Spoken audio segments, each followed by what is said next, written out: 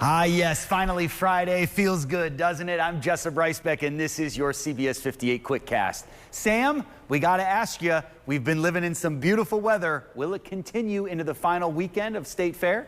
Well, the cool temperatures will, but it's not going to be sunny and dry. It will be cloudy and cool through this evening if you're heading to State Fair. After about 10 o'clock, can't rule out an isolated shower. Those will become more numerous heading into the early morning hours on Saturday. So if you're heading to the farmer's market before noon, keep the umbrella handy, but there will be some dry time in the afternoon. Gotta love a good farmer's market. Thank you, Sam.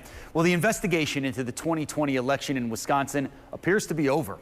Assembly Speaker Robin Vos announcing today that he has fired former state Supreme Court Justice Michael Gableman. Vos originally hired Gableman 14 months ago to look for irregularities in the 2020 election. But that relationship has fallen apart in recent weeks, and today's firing comes just 3 days after Vos beat a GOP primary challenger endorsed by Gableman and former President Donald Trump. And today, the Common Council voting 12-1 in support of creating a new juvenile prison in Milwaukee.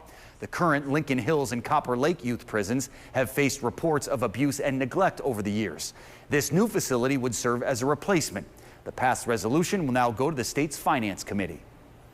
Now, earlier this year, Kenosha residents were stunned to find anti-Semitic flyers all around town.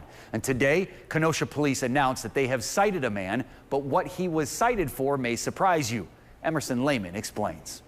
A 56-year-old Kenosha man has been cited 23 times, totaling over $4,000 in fines after police say he distributed anti-Semitic flyers here in the Kenosha community earlier this year. Now, police say that those flyers did not qualify as hate speech, so he was actually cited for littering. Rabbi Dina Feingold, the rabbi here at the local synagogue, says she's just grateful to see action has been taken in this case and that they found the individual responsible for handing out those flyers. She says it's also brought members of the community closer together in support of one another.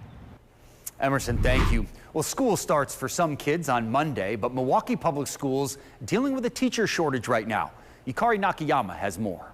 Jessup MPS says teacher shortages have been felt harder this year than last, saying the pool of applicants is getting smaller. Educators say hiring within schools and making the road for paraprofessionals to become licensed teachers more attainable could help. Educators say to see a change within this issue, it's going to take all hands on deck. Jessup.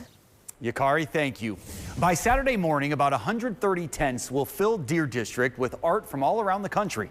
The 49th Morning Glory Art Fair kicks off this weekend. You can find things like photography, woodworking, fiber arts, ceramic, jewelry, and a bunch more.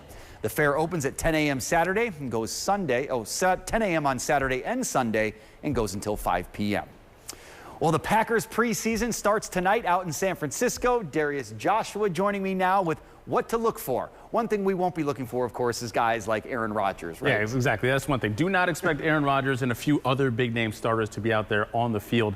Jordan Love will get his third preseason start, and we will finally get to see most of the rookie wideouts in the game as well. Still no second-round pick Christian Watson as he deals with a knee injury. Kickoff against the 49ers comes up at 7:30 tonight.